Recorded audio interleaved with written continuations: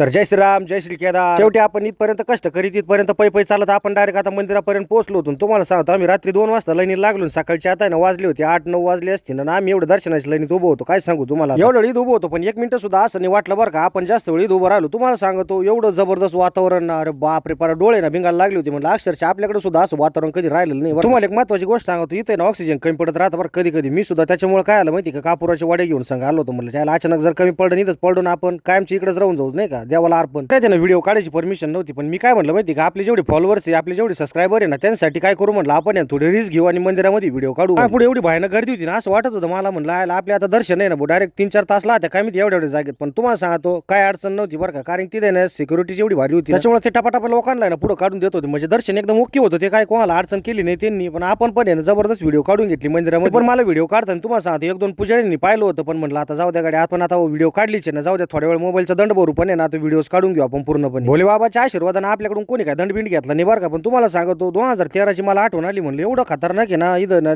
पुरा आला होता। पण तुम्हाला सांगतो काहीच झालं नाही मंदिरामध्ये, काहीच नाही, कुठंच काही हानी वगैरे पोहोचली नाही। मंदिरामध्ये गेल्यावर मला आहे ना छावा पिक्चरची आठवण आली। म्हणजे धर्मवीर छत्रपती संभाजी महाराजांनी जी घोषणा दिली होती ना ती आपण इथं घोषणा देऊन पाहू म्हणलं लोकांचा प्रतिसाद भेटतो का नाही भेटतो। पण बघा, ओम नमो पार्वती पते